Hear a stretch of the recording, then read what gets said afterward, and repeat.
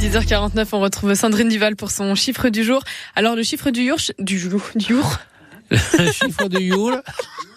Bon, pardon, on recommence tout. Attention. Clap, on recommence. Alors, le chiffre du jour, Voilà. c'est un chiffre lié à l'actualité locale, régionale, nationale, voire même internationale. Le tout examiné à la loupe et expliqué par Sandrine Duval et son invité. On est mieux là quand même. C'est mieux, ouais, c'est voilà. mieux. Alors, on va regarder celle-là. Ouais. Quel est votre chiffre aujourd'hui, Sandrine ? 800 000, c'est le nombre de seniors touchés par la dénutrition, dont la moitié vivent à domicile. En cette semaine de la dénutrition, essayons d'en comprendre les raisons et intéressons-nous aux différentes solutions existantes.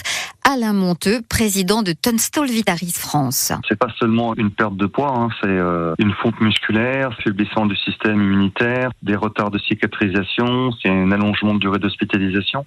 Et ça, c'est lié à une diminution de l'appétit du goût, des difficultés pour faire la cuisine, des problèmes de mastication, d'allèvement, de l'isolement social, de la fatigue, des maladies chroniques. Il n'y a pas assez d'apport nutritionnel pour votre organisme, entraînant une perte de poids et une diminution de la masse musculaire, et notamment un risque accru de chute. Quelles sont les solutions que vous proposez en France et à vos 300 bénéficiaires dans l'Indre et le Cher ? Il y a plusieurs choses. La téléassistance a un centre d'écoute et donc des personnes que vous pouvez appeler 24 heures sur 24. Elles peuvent avoir un rôle de détection, de repérage et donc peut faire un signalement dans un premier temps à notre cellule d'assistance psychologique. Une deuxième solution qui peut être mise en place grâce à des solutions de téléassistance, c'est favoriser le maintien du lien social et l'accompagnement, notamment avec des appels qu'on va faire de façon régulière et on peut même renforcer ces contacts à distance par du téléphone par l'envoi de personnes à domicile, par exemple en travaillant avec des réseaux d'étudiants qui peuvent venir à domicile, échanger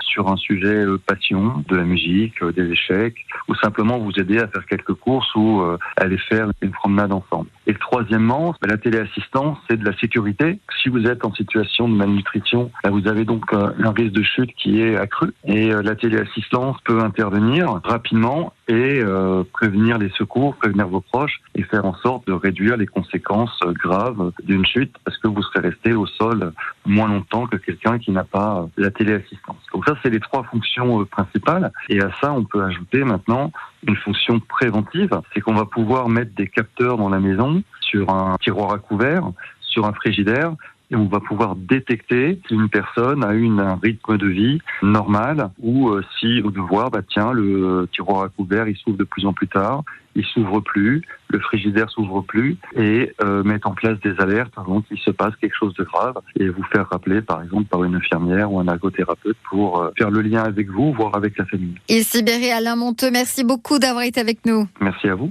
Et merci à Sandrine Duval. Retrouvez tous ces chiffres du jour, très instructifs d'ailleurs, sur notre appli ici, ICI.